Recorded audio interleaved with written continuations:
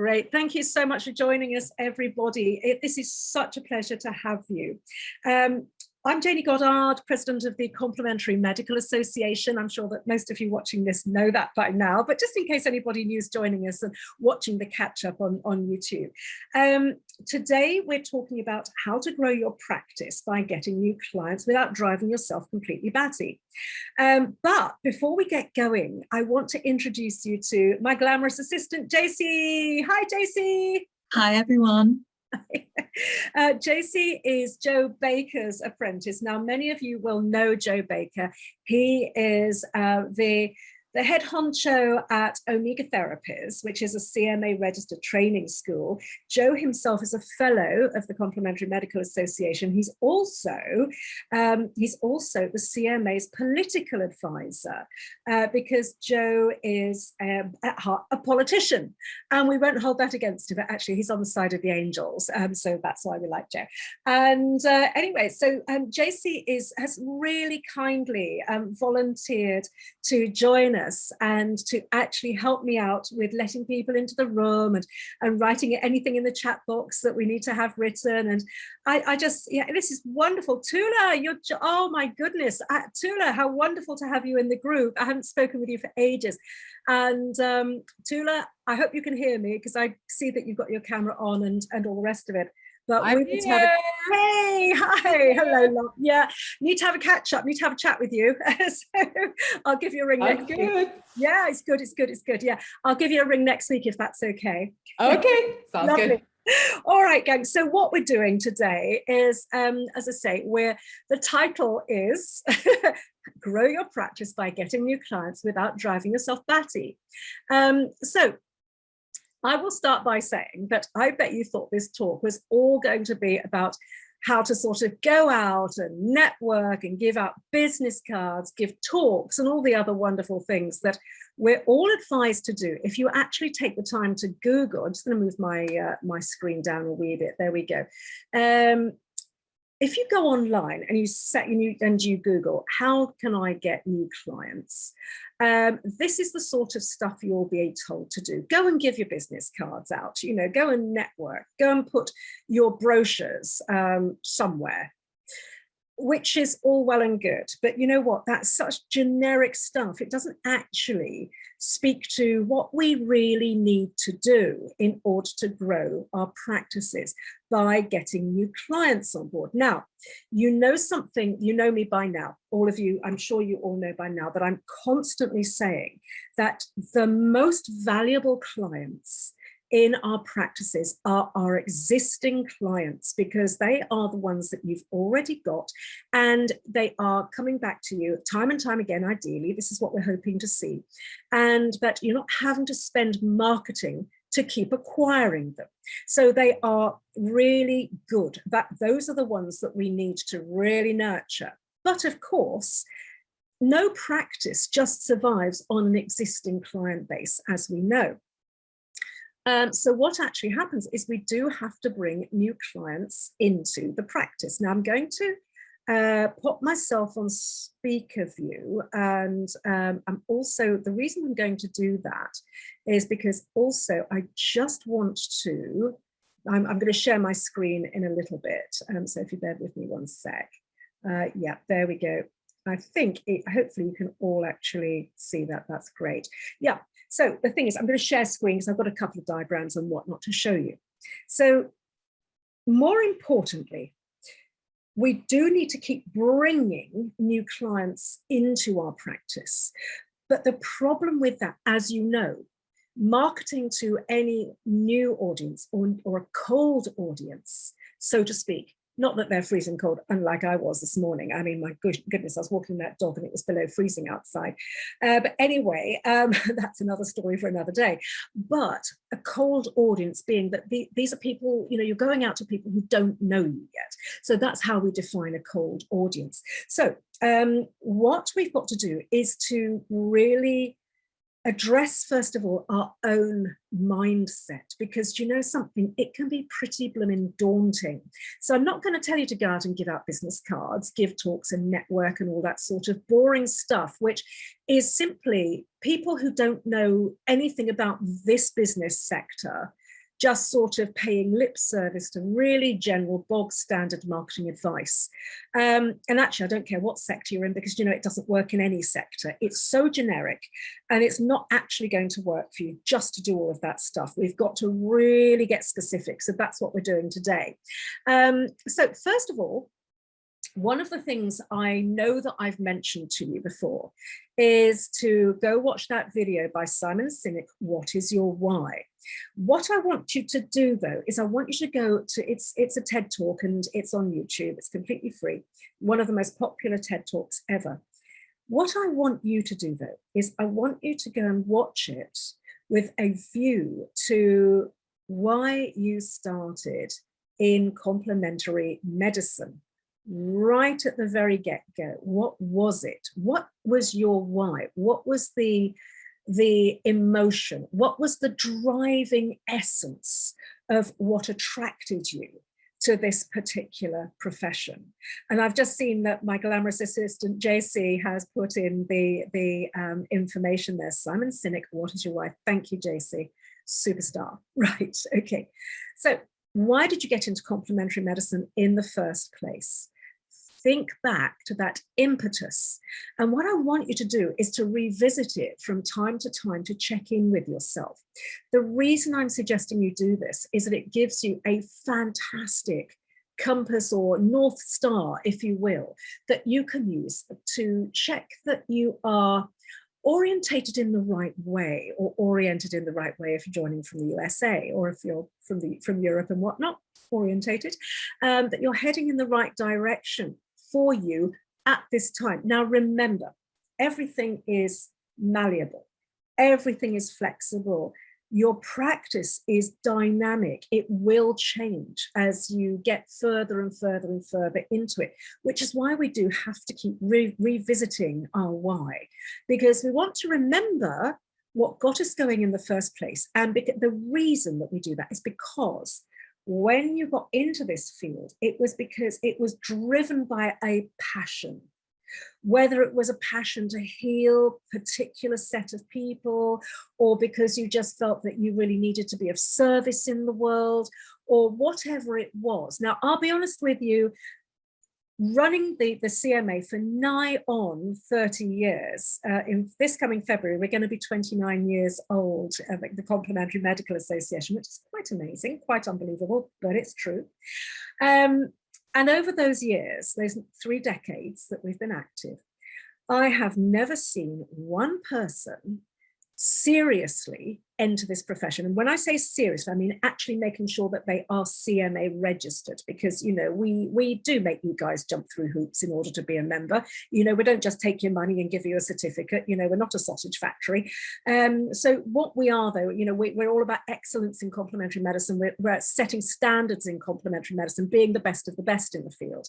So, you know, we don't just allow anybody to join. We're very, very picky, very choosy, very sort of exclusive. But that's really important. It's not because we're snobby.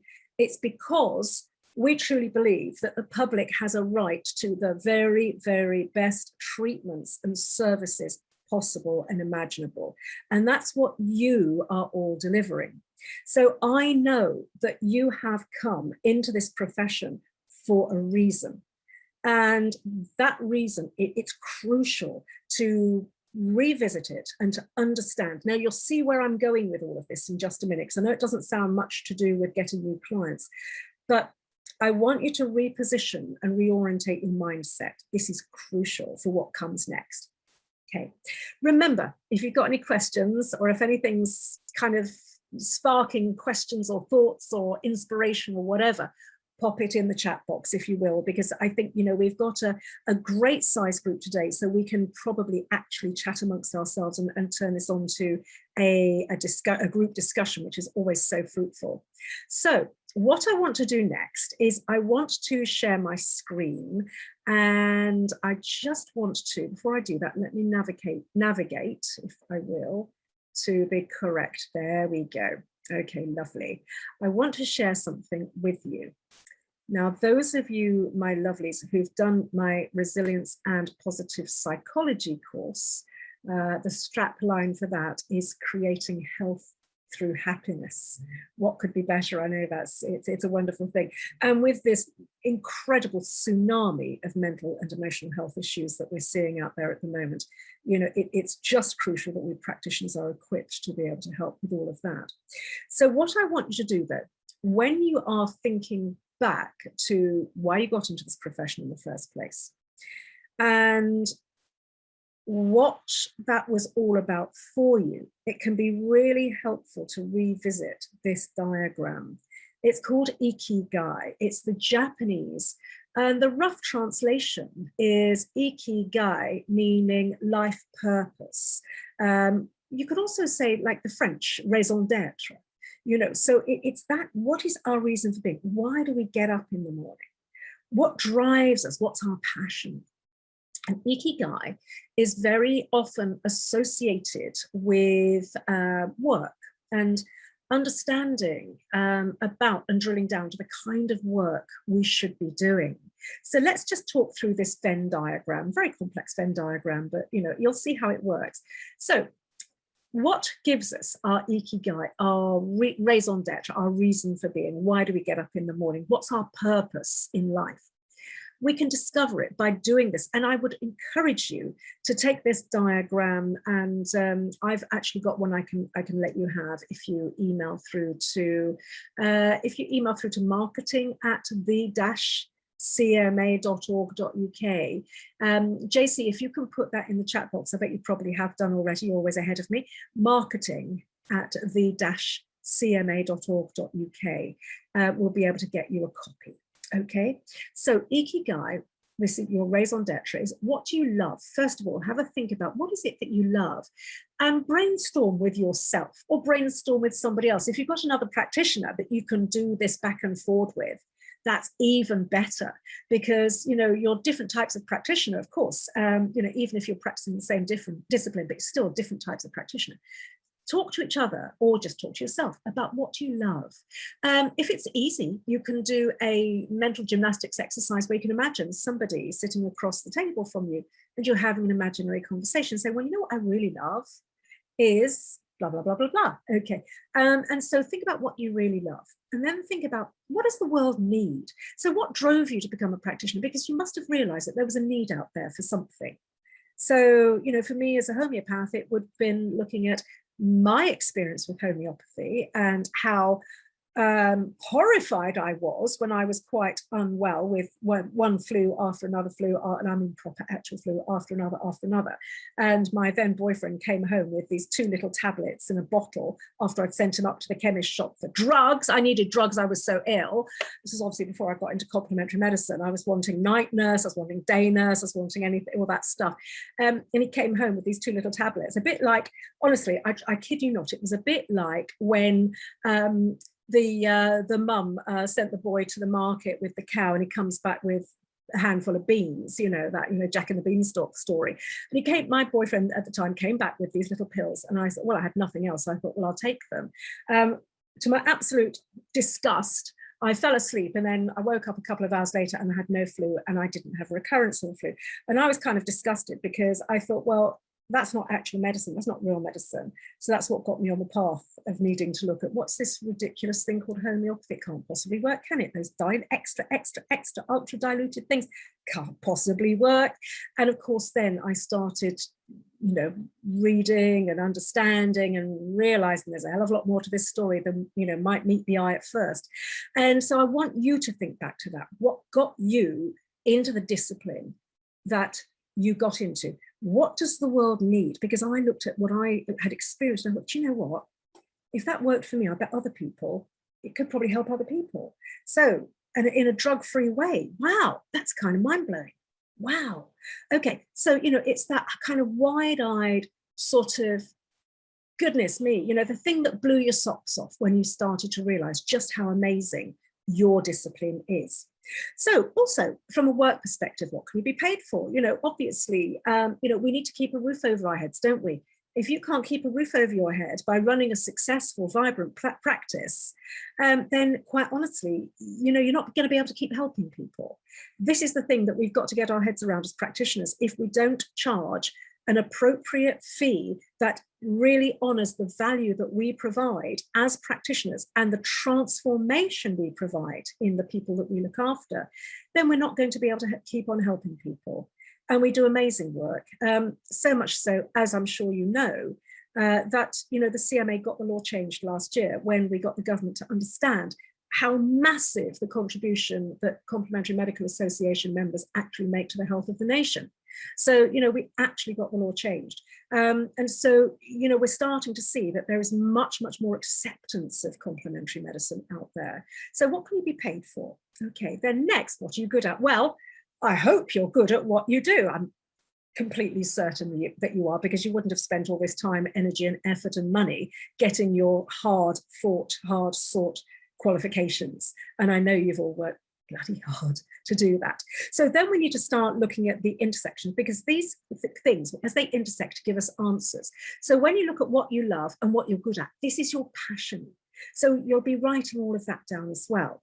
And then you'll look at your mission. What is it you love and what is it the world needs? That's your mission. What the world needs and what you can be paid for is your vocation. And then, of course, your profession ultimately is what you're good at and what you can be paid for. That should be your profession. So, but all of those, your passion, your mission, your vocation, your profession, all come together to give you your Ikigai, your raison d'etre, your reason for getting up in the morning. And it's really interesting because all of the research shows that people who have a sense of purpose, and interestingly, people who don't feel they have a sense of purpose but are looking for one in their lives, have much better resilience, mentally, emotionally, physically, and spiritually. They fare far better from a health perspective than other people who just have no purpose and they're not particularly interested in even finding it. So looking into your purpose is an extraordinarily healthy, health promoting thing and resilience building thing to do. So I encourage you to look at all of this. So we're going to stop sharing and we're going to come back. Great stuff. Okay, lovely. So what I want to do is get my background there changed and bring you guys back here. Right, so I hope that's helpful. So when we're thinking about who do we want to serve, remember that we're talking now today specifically about getting new clients. So while I just park you there, bear with me, I need a sip of my, I've been speaking all day, it hasn't stopped, it's been so busy today. In a good way. We are just exploding here at the CMA. We're actually, it's amazing. We're just onboarding a college in Dubai who are working with the American University over there. They've asked us to assess 42 courses. But here's the exciting bit for you guys. They are looking for teachers, and I will be making an announcement about this in the CMA newsletter, but they want CMA registered practitioners to teach in Dubai and online, either or both. And if you're going over there, if you want to go to Dubai, it's all expenses paid. They are paying really good money. Of course, it's tax-free over there. So I should please, if you're interested, please keep an eye out on the CMA newsletter for the next couple of weeks, because we're getting all the job specs from them just right now. Okay. And as I say, they've got 42 courses, so there's bound to be something there that might interest you. So keep an eye out for that. But going back to growing your practice with new practitioners, go back to who you want to serve. And remember to go and look at my video that I made for you some time ago on your avatar creation. Your avatar is your ideal, perfect client that you would just love to work with all the time, day in, day out, 24/7, because they turn up on time, they're engaged, they appreciate your work, they appreciate the value of everything you bring to the table, they sing your praises, they give you testimonials. Those are all avatar qualities. And there's a lot more to it, psychographics, demographics, geographics. I've got that video up for you over at the CMA YouTube channel. Now, remember, when you go to over there to YouTube, you've got to type in the whole name, Complementary Medical Association, and make sure you spell complementary correctly. COMPLEMENTARY. There's no I in complementary medicine. And go there, take a look at that video. If I were you, I'm going to be recommending a couple of videos to catch up on. There's this one, there's the next one I'm going to talk to you about in just a sec. Maybe this weekend, set time aside. Each video is about an hour. So please make sure that you spend some time doing that, because it's a really worthwhile exercise. And as I say in that video, please go back to your avatar or every 6 months or so, more frequently if you wish to, but it's your avatar, your ideal client is dynamic and it will change. So please do go check that out and do the work. Honestly, I can sit here telling you all this stuff till I'm blue in the face, but if you don't do the work, I'm not your fairy godmother, and I cannot, unfortunately, wave a magic wand and make it happen for you. I can only give you the info, but you've got to do the work. You've got to sit down with a piece of paper and actually write it out and do it. Okay. So now the next thing is, I want you to do is, in your heart of hearts, really go deeply into this. In your heart of hearts, what do you truly want to offer? Spend time with that question. If there's no emotional response to this, you still don't have the answer. You need to feel the passion. What do you really want to offer? What would you do even if you weren't paid to do it? Obviously, I'm not advocating that. I really believe that you must be paid a respectable rate, a rate that you feel is comfortable for you, a rate that's going to keep a roof over your head, a rate that's going to allow you to keep growing your practice, maybe to take on other people, so that you can really start to spread your wings and actually help more people. Without charging the right rate, you're never going to be able to do that. So I know I bang on about it, but it's so important. Understanding your value is so important.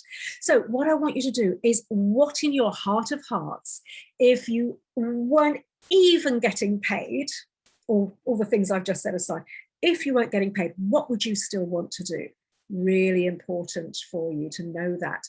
You've got to feel the passion. You've got to feel the drive. Now, where does your audience, the next question is, where does your audience hang out? Where are they? Where is your potential new client? Are they at the school gates? Are they at mother and toddler groups? Are they on an online gaming group? Are they in a rugby club? Are they perhaps in a Facebook group, for example? Are they on YouTube? Where is your ideal audience? You're not going to magically know that. How do you find out? How do you find out where your audience hangs out? What you've got to do is, you've got to look at Pareto's, it's not law. A lot of people say Pareto's law. It's not. It's Pareto's theorem or hypothesis, which states that 20% of your, let's swing this around actually, sorry, 80% of your income is going to come from the top 20% of your client base. If you spend time to look at your existing clients, if you have them, or if you've been working with people if you're just new to this and you've been working with people while you've been studying to get your case studies up, look at the people that you really want to work with, and then you can go and speak to them, ask them questions. Or if you are in practice and you're doing really well, or if let's say you're running a training school and you want to get new students, of course, all of this information, it relates to students, it relates to new clients, it relates to bringing anybody new into your business, whether you're a CMA approved supplier, running a fabulous retreat, or whatever it is that you're doing. Anytime you need new people into your business, look at your existing group that you work with. As I say, you've got to look at the top 20% best performing people that you work with. What do we mean by performing? Well, they're the people who turn up on time, don't muck you around, are keen, They sing your praises, they write you testimonials, they stick to your programs religiously, they do what you tell them. I mean, my goodness, you know, we all treasure that in our clients, don't we? The ones that actually do what we ask them to do. Happy days. So those are the ones I want you to go away and analyze. Again, if you don't do the work, it ain't going to happen. Analyze that top 20%, because your 80% of your income is going to be coming from those people. So what I want you to do with those people is I want you to go back and I want you to talk to them and say, how did you find out about me? What sort of social media do you use? You could ask them things like, what sort of hobbies do they have? Do they, you know, you might be, let's say, lot of your, let's say, for me, for example, a lot of my clients are executive women facing burnout. That's my elevator speech. Executive women facing burnout. And so anyway, I'll go and talk to those women and I'll say, so, you know, okay, so you're facing burnout, so you probably haven't got much energy, but which Facebook groups do you belong to? Where do you find that you get most of your information online? What sort of magazines do you read? What sort of TV programs do you read? So you're starting to build up a picture, and you will be amazed at how cohesive this information is, and how fairly homogenous all of your top performing clients actually are. It's very interesting. I think you'll enjoy the process because it is actually true. They are very, very similar, far more similar than you might think. And what that intelligence does is it gives you useful, actionable information that means that you can start to target your marketing messages in a much more laser focused fashion. Okay, so I hope that helps. Now, the last thing I want to do with you today is I've got my top 10 tips for you. So what I want you to do ultimately, I'm going to have another swig of my drink. Bear with me 1 second.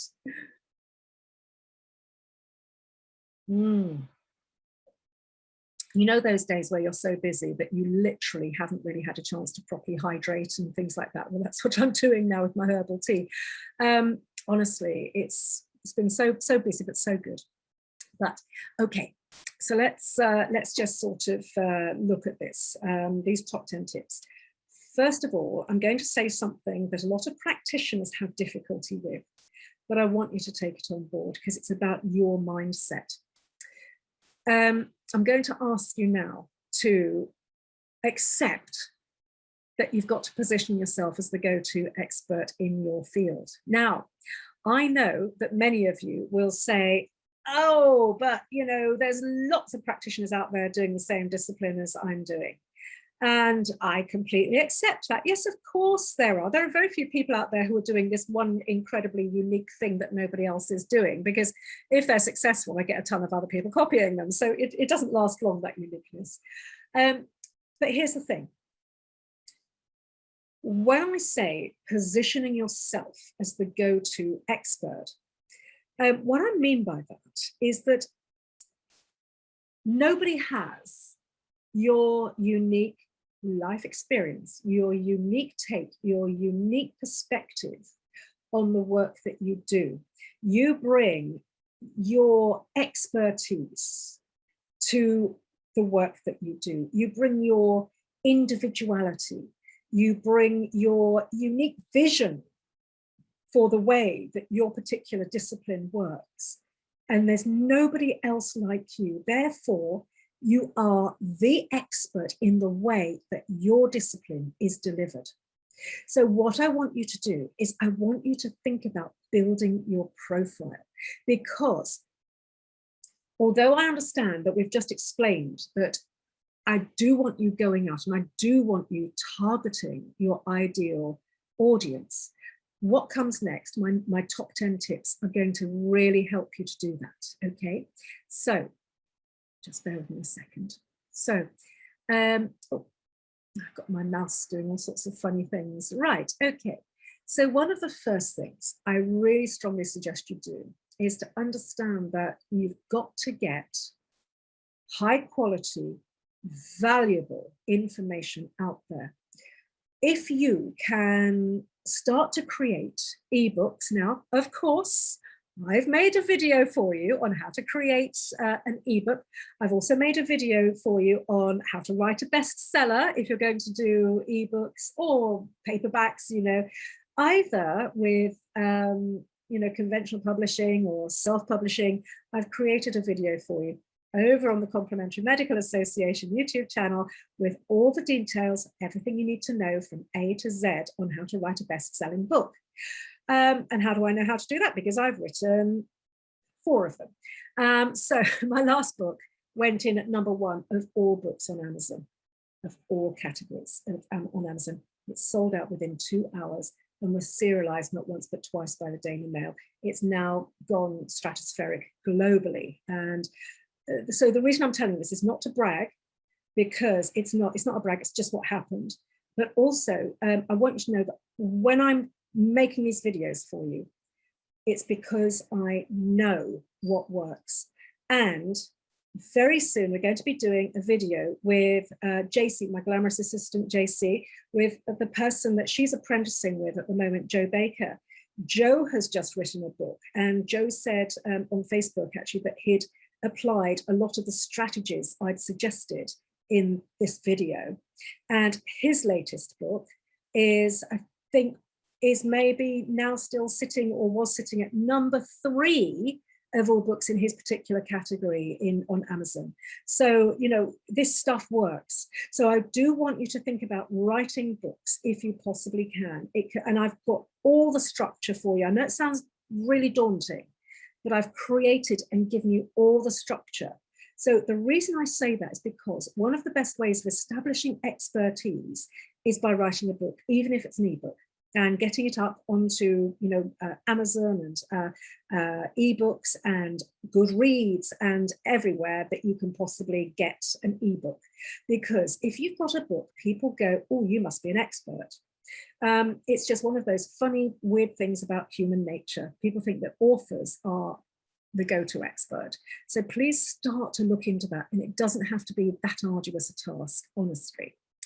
In fact, there's a piece of software called Designer, DESIGNRR.com. And I'm not an affiliate, but what it is, it's a piece of online software. So it's a platform that you can use, that you can plug in your blog, if you have one, or your Facebook feed or anything like that. And it takes it and it goes clunk, chunk, chunk, chunk, chunk, chunk, and it creates a new book for you with all your pictures or your graphics, everything. It's ridiculously simple and it's very inexpensive. It is money well spent. Bit of a learning curve when I signed up for it, but I know that they've simplified it a heck of lots. I mean, I signed up for it, well, I was really early adopter on that, probably 5 years ago, if not longer. But do go check it out because it's well worth looking at if you want a really simple, easy way of creating an ebook. Okay, the next thing I strongly suggest you do is to set up a blog on your website with valuable info and actionable tips. So like I'm doing now, I'm giving you my top 10 tips to get new clients on board. So we're actually positioning you as an expert, but this is in order to attract new clients. Okay, so just remember that. That's why we're going through this bit here. When I'm saying valuable information and actionable information, so if you say, I'm my top 3 tips to do so and so, for example, one of my popular videos on my YouTube channel, the Janie Goddard YouTube channel, is how to grow longer, thicker hair, because obviously my as I say, women facing burnout, but also all of the rewind your body clock, natural biological age rewind stuff, that that's my kind of practice wheelhouse and all the rest of it. So I've got that one, I've got menopause, I've got various others. These are super successful. They've got tens of thousands of view hours and all of that sort of thing. And the YouTube channel's really growing exponentially. It's because I do videos that are things like, my top 3 tips on how to do X, Y, Z. People love how-to videos. So if you can go, for example, let's say you've got a let's say you're running an aromatherapy practice.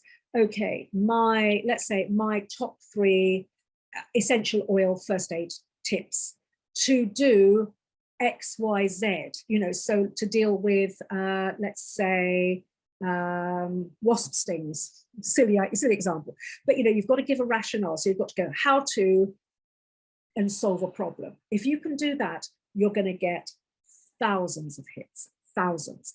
So remember that's, it's got to be valuable, it's got to be actionable. Right, so that's your blog.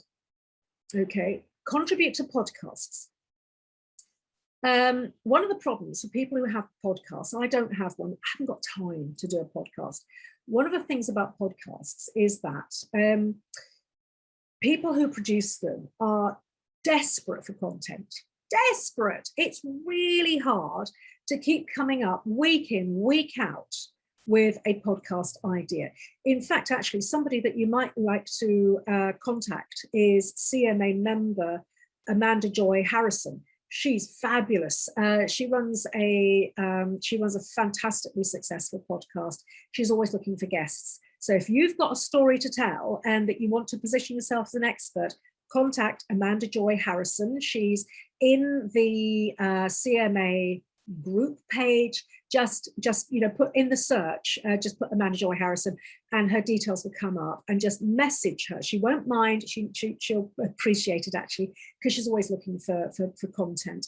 Everybody with a podcast is looking for content. So don't be shy, but before you spend time reaching out to somebody, get your ducks in a row. Make sure that you know that you are pitching something that is completely on topic for them. If you are off topic, they're just going to get really frustrated because you've just completely wasted their time reading an email.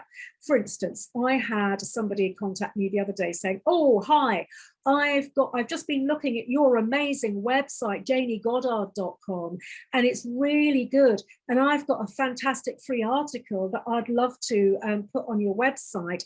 And it's all about mothers and babies. And I'm looking like, you know what, you didn't even look at my website. You don't even know what my website's about. So I just wrote back and sorry, it's off topic. It's not what I'm talking about.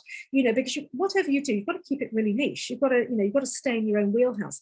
If you try to be everything to everybody, your message gets completely diluted. People will come to your website and not know what the heck you're talking. No, but they don't know if you can be of use to them or not. This is the whole thing about, we do speak about niching down. It is important. It's not what we're going to do today, because there are other things I want to do with you today. And I've made a video about that for you anyway.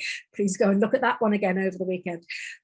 So please make sure you really, really understand what this person talks about, and you make sure that you are adding value to their podcast. If you do not add value, then don't do it.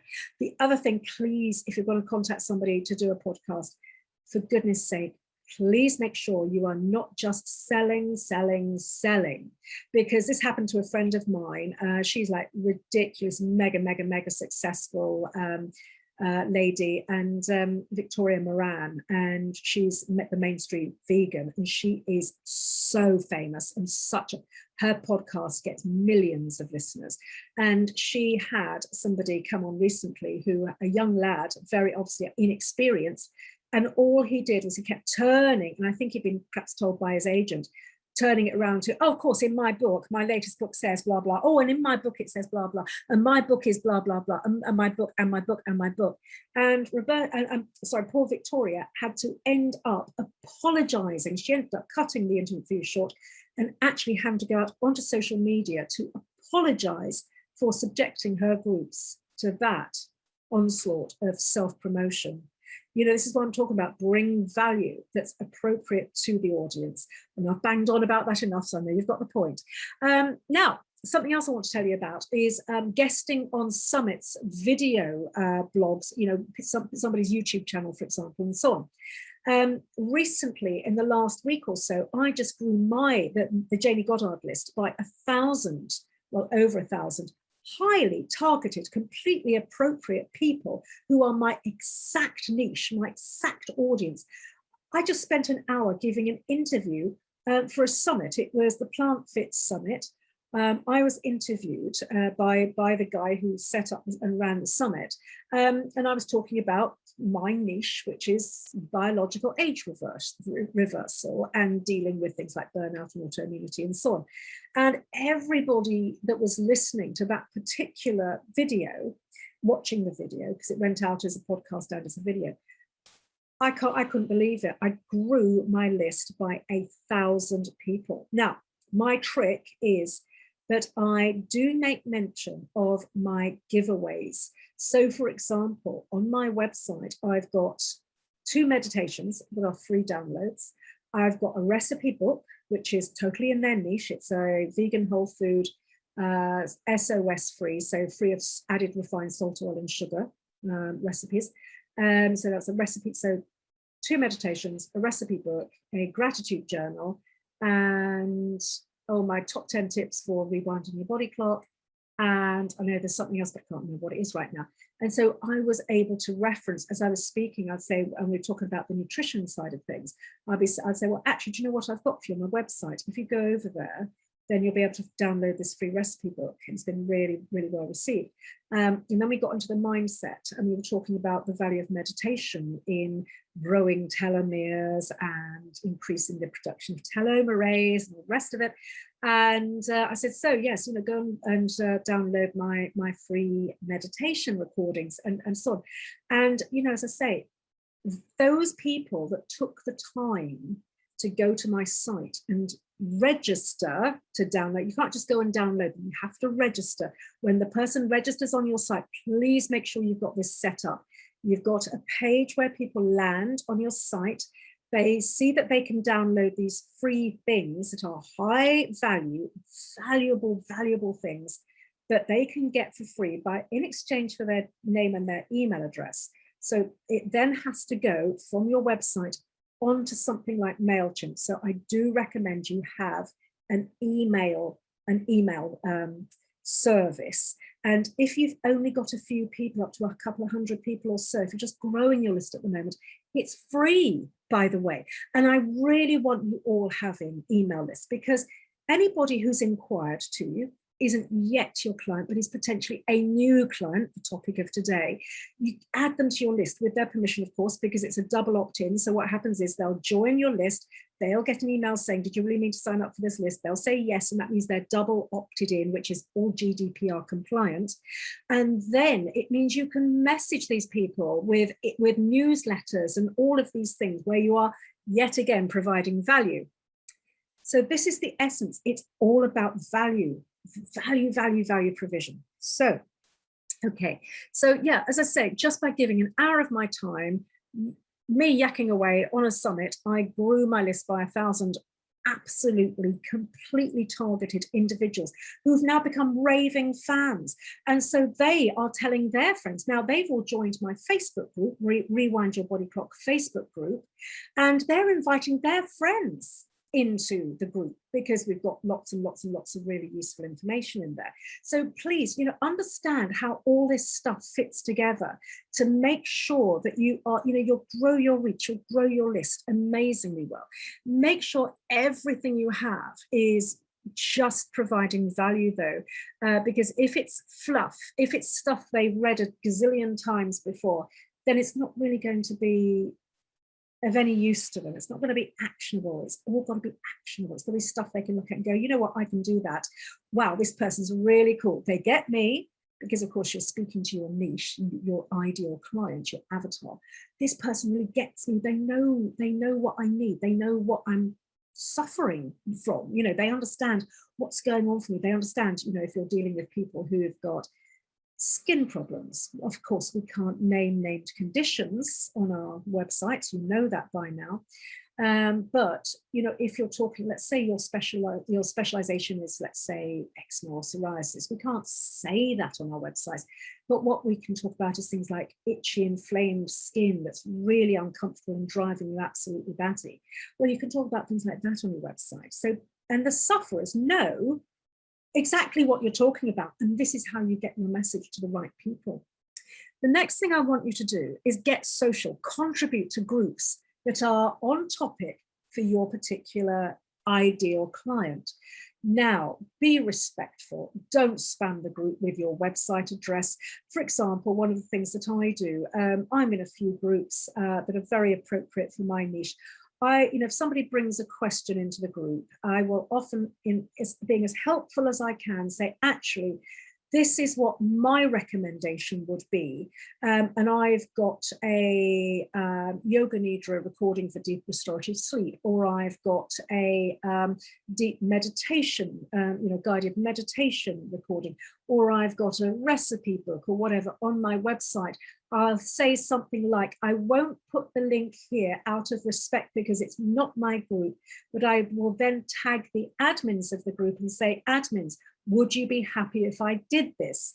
Generally speaking, because you've been polite about it, the admins will come back and say, yeah, that's fine, go for it. So then you will go back into the group and say, posting with permission from the admins, this is my link to my, whatever your resource is, whether it's your recipe book, whether it's your ebook, whatever it is.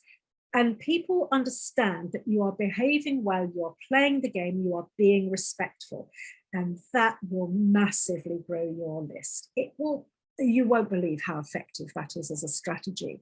Now, the next thing I want you to do is I want you to get video up on your site, whatever way you can. If you've got a video of yourself introducing yourself and the work that you do, that's great, because video is really important because people get to know you, like you, and trust you. And when you have the know, like, and trust response, people will then buy from you. We all know this. So the way that you get know, like, and trust factor is by making sure that people can see you. They can see the cut of your jib. They know whether you're the kind of person that they would like to work with.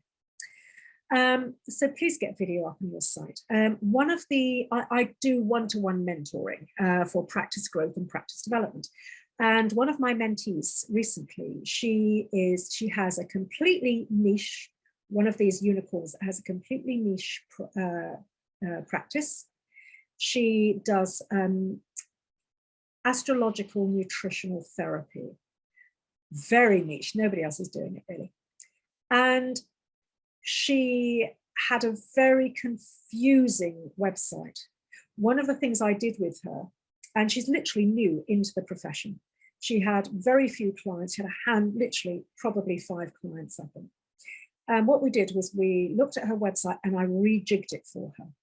And I got her to put video right at the top. And then underneath that, testimonial, testimonial, testimonial, or swooshing across the page in such a way that people could read them, obviously. And then I had things like, welcome, and this is me, this is what I'm about, here's contact me now, calls to action. We rejigged the site. We also rejigged her Instagram and completely changed all that around. She's now got interviews with really major outlets coming out of her ears. The hits on her Instagram has grown massively. Her hits on her website have grown massively. This girl has gone from 0 to hero within a matter of months. And it's just because we did these 4 sessions. We agreed to do a month of sessions together to actually build out her practice. And wow, I mean, it's completely worked because she did what I told her to do. That was the thing. She stuck to it and she took notes and I made her take action. I was on it. I was like, gently kicking her up the bum and with her permission and saying, have you done this? Have you done that? And chasing, yes, I have, Jenny. Yes, I have. And each week we'd get back, okay, right, what have you done? Okay, I've done this, this, and this. Okay. And my goodness, it works. This whole mentoring thing, if you've got to have somebody, if you really want to grow your practice, you've got to have somebody in the corner. If you need to rejig all that stuff. Now, the reason I'm telling you all of that is one of the things I got her to do was to contact and get listed on Haro, HARO.com, help a reporter out. I know a lot of you have heard me talk about it, but my goodness, it works. It's a website whereby journalists will put requests for experts. And so each day, or more frequently, if you prefer, you'll get an email from Haro, and you will have perhaps registered yourself in the health and well-being niche, which I assume would be most appropriate for you all in this group today. And you'll see all of these requests from journalists saying, I'm looking for an expert in this, I'm looking for expert comment on that, I'm looking for this, I'm looking for that. If you are the right kind of profile, because you'll click on it, it'll take you further down. The journalist will have written exactly what they're looking for. If you are that person, don't waste their time. But if you are that person, and every day it's not going to be right for you, but you may just find somebody that is right for you, get your information over to them, get it over to them in the format that they're looking for, do their job for them. And they will, once they realize that you're the kind of person they can work with, they will come back to you again and again and again. And another person, look at the video that we made just before last Christmas with Rebecca Lockwood, superstar hypnotherapy trainer. Rebecca, in lockdown, at the beginning of lockdown, she expected to turn over £60,000 in her training school, and she was doing live trainings. Lockdown hit, and like we all did, she spent 24 hours crying, thinking, oh my God, that's the end of my business. And then she thought, no, actually, okay, I have to put my big girl knickers on now, and I've got to figure out a way of making this work online. So she got herself online, bless her. She looked at the video I'd made on how to set up a course online, how to take your work online, which is one of the first videos I made during lockdown for everybody. And what happened for Rebecca was that she didn't turn over £60,000. She finished out the year, when we made that video, at 260,000. Now, I know for a fact, and I know Rebecca won't mind me telling you this because we're in a mastermind together, she's really increased that. And I'm not going to divulge the figures because it's in the mastermind and it's obviously private, and we have to be very respectful of that. But I can tell you, and I know she won't mind me telling you, is that she has exponentially increased that turnover. I mean, she is such a superstar. But you see, the point is that she did this by getting onto Haro and doing this whole helper reporter out thing. She got so much coverage in things like Metro, in things like Marie Claire magazine, all the women's magazines, because that was her niche. So you guys, if she can do it, you can do it. I do it. I mean, it really, really, really works, and it does position you again as the expert. So again, people out there, new clients for you are going to be seeing you in these media and going, wow, that's a super cool person. They are obviously the expert because they're in the Times, or they're in Marie Claire, or they're in Vogue, or they're in whatever media it is. They're going to see you there, and they are going to go, wow, that's the person for me. And let's face it, people want to be treated by experts. Nobody wants to go to, I mean, look at it this way, right? If your boiler breaks down, do you want somebody who's really, really cheap and may or may not turn up? Or do you want somebody who's actually Corgi registered and actually knows what they're doing and may charge you a bit more, but at least you know your boiler's not going to blow up? I know what I would do. Anyway, moving swiftly on. What I would love you to do when you have the time, and of course I have made a video for you about this, set up a YouTube channel and consistently go live or upload content. You can go live on YouTube, which is great, and it's kind of scary because you're putting yourself out there and you are broadcasting live and you don't know who's watching or if anybody's watching. You can see comments coming up, so you'll know if there are people there, and very often you can actually advise people that you're going live on YouTube before the fact. So you can also do a prequel, so you can actually say, you can go live and say, hey guys, at 5 o'clock tonight I'm going to be going live doing XYZ. Now that will get picked up. It is the algorithm with YouTube for those sorts of things is highly preferential, so you will get that seen and it will drive traffic to your live broadcast. I've made a video, as I say, on how to do all this stuff, so don't freak out with what I'm just telling you right now. Go watch the video, and I talk you through step by step how to do all this stuff. And I also talk you through how to set up your lighting, how to set up your studio, how to set up, all sounds terribly posh, doesn't it? But it's, studio meaning where you've got a ring light, and then if you're posh like me, you've got extra lights and a green screen. So, you know, but that's because I'm just doing video all the time. Or you can make videos. Another trick is you can just make videos on Zoom, record and save it to your computer, record it to your computer, and then you can upload it. It saves on your computer. You then just upload it to YouTube when you've topped and tailed it and taken bits out if you want to. If you can cut and paste, you can edit video. It's so easy. Anyway, so please remember that YouTube is now the biggest search engine next to Google and is set to overtake Google as the world's biggest search engine. So remember that YouTube is your friend. And the only way you can get YouTube to work, and I know because I wasn't consistent when I started growing my YouTube. And I was this was before lockdown, and so I wasn't really very experienced with doing YouTube videos and things. And I found it very arduous. And I thought I got really trapped in perfectionism and thinking that every video had to be edited, every video had to have B-roll, which is where you've got sort of, you know, you're in the studio and then you're actually then walking down the street or you're walking through the forest or whatever. So it's an intercutting with different scenes and things. That's called B-roll. You may have C-roll, you may have D-roll. But anyway, you know, that's what I was doing originally. And that's what I was taught. I did a course on how to do and how to be successful on YouTube. And you know what? You actually don't need to do any of that at all. If you've got good, actionable information, good videos that are literally how to do X, Y, Z, and you're showing people how to do it, or you're describing how to do it. If you're showing how to get, you know, regrow your hair, if you're talking about how to manage your menopause, if you're talking about how to manage wrinkles and get rid of them, if you're talking about how to, you know, I don't know, change engine oil or something like that, all of those how-to videos with literally you know, these are my top 10 step by step by step, or my top 3. Actually, you're far better off doing shorter videos. They get better viewership. Shorter videos, top 3 tips. That's what's going to get your YouTube channel to blow up. Also, of course, always make sure that people subscribe and click on the little bell icon so they get a notification each time you get a new video up. And keep yourself honest.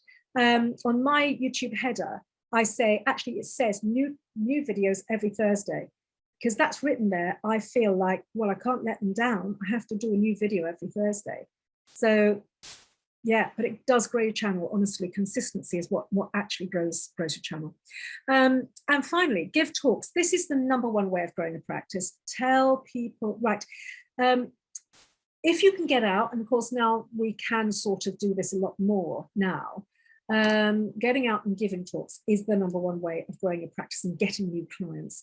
But there's a formula to it. There's no point of just going along and pontificating about homeopathy or aromatherapy or reflexology or nutrition, whatever it is you do. That's kind of okay, but you know, nobody really cares. What people want to know is they want to know about things in the real world. So if you have got a group that you're speaking to that you know has, in all likelihood, a particular issue, and if it's an appropriate audience for you, don't waste your time going running around. Let's say you're specializing in menopausal women. So that means you're not going to go and do a talk at the rugby club, because that's not your audience. Mums and toddlers are not your audience.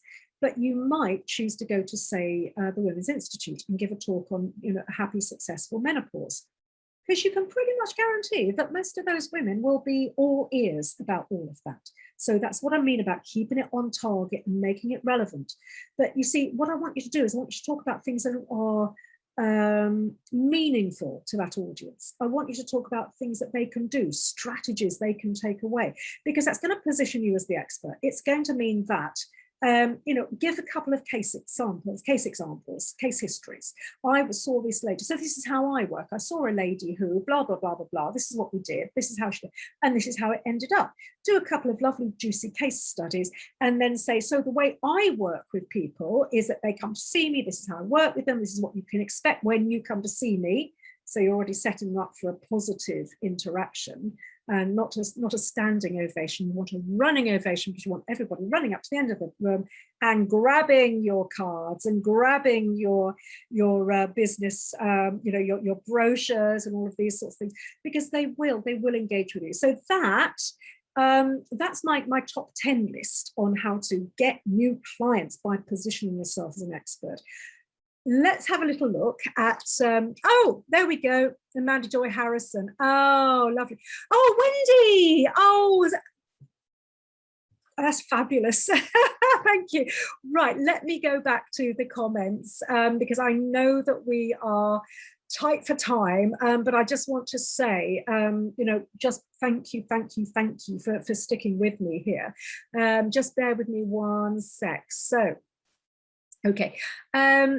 Right. Okay. So JC says, oh, thank you for this, JC. Marketing at the CMA, of course, is if you want to get that diagram. Also, JC says, I'd also highly recommend reading Ikigai by Hector Garcia and Francesc Miralles for more information on Ikigai. Yes, that's the one I've got, actually, JC. It's a wonderful book. It's magical. It really, really is. It's life-changing stuff. JC says, the video is Identify Your Customer Avatar on the Complementary Medical Association YouTube channel. And JC's got the link. Oh, you are such a superstar. Everybody, I don't know if you want to, I don't know if you know this, but if you want to keep any of the links, you can actually copy and paste from the chat box and just add it to your own list of action steps. JC, thank you. Gosh, you're on the ball. You're fabulous. Thank you. JC says, creating an ebook video link, and there she's got it there for us. Designer.com. Paula says, I do that now and the hair is definitely better. Thank you. Oh, that's a thumbs up for my growing luscious. What's the title for that? It doesn't matter. JC, don't put the link in, but it's something on my channel, on the Jamie Goddard channel, which is something like growing thicker, longer, sexier locks or something, because that's my audience, that's speaking my audience's language. So that's how to sort of really be so niche about what we do. But I'm glad it's working, Paula. Thank you for that. Brilliant. I need you to write me a testimonial for that. JC says, Amanda Joy Harrison. Lovely Wendy says, I'm on the call, admin@amandajoy.co.uk. I'm sure that she would be more than happy to hear from people. JC says, yes, haro.com. And it is actually haro.com, but it's also helpareporter.com. Actually, JC, I think it might be both. I'm not sure, but it might well be, it'll be either. I'm sure you're more on the ball than I am. And Marilyn says, thank you, Janie. This is so useful. Brilliant. Okay. Any questions, my lovelies? Any questions at all? Speak now, forever hold your peace. Has this been clear? Has it been useful? This is what I need to know from you, because I need to know that what we're covering, I'll come back to gallery view, I need to know it's useful. Okay, so Paula says, thank you for your generosity as always. Thank you so much. I want to thank JC, because JC is very kindly, as I said right at the top, then as some of you came in later, JC very kindly has volunteered to be my glamorous assistant and help with admitting people into the group and putting things into the chat box. And so honestly, JC, you're such a star. Thank you for that. That's really lovely. We are going to be interviewing Joe Baker, who JC works with, and from Omega Therapies, about his book, because I want him to give you his take, his different perspective on how he got his book to be so successful. I'm sure lots of you need to go. Lovely Jill Swires. Hello, Jill. Thank you for joining again today. Hello, my love. Needing reminders. Yeah, actually, we all need reminders, because I was thinking a lot of this information, I sort of think, cool, I sort of have spoken about all this stuff, but it probably was a year ago, and we do need reminders, don't we, every so often. So yeah, so I hope it's good. Sonia says, so thank you so much, very helpful. Antonia says, thank you so much, Janie. This was my first event with me, and I'm so grateful for all the helpful information as a new practitioner. This was amazing. Oh, Antonia, I'm so pleased for you. That really is, that makes my day, because it's really important to me that this is helpful, because what I do know over my 30 years of running the CMA and being this absolute ridiculous practice development geek, so you won't know, Antonia, but because I'll tell you, because the others all know this, I'm sure. the thing is that I actually did my dissertation for my master's on practice, on thriving personally and professionally in practice, how to grow practices. And I'm going to do my doctorate on it. I mean, that is how much I'm really into this stuff. So yeah, for me, this is like, just my passion. But I'm so glad that it is useful for you. So thank you for that feedback. That's lovely. And oh, Wendy, your first event too. Oh, bless you. And oh, Louise's first attendance as well. Oh, and Alona says, thank you so much. It was very useful. Oh, well, you're just beautiful people. Thank you very, very much indeed. As always, I just want to thank you for being here. Everything you do is absolutely world changing. That ripple effect, for those of you who have been with me, for many of these, and I know there's many of you in here, I talk about the ripple effect a lot, which is where, as a practitioner, you drop a little pebble in the pool by working with your client. And then what happens is that client gets better and they're happier and healthier, mentally, emotionally, and physically.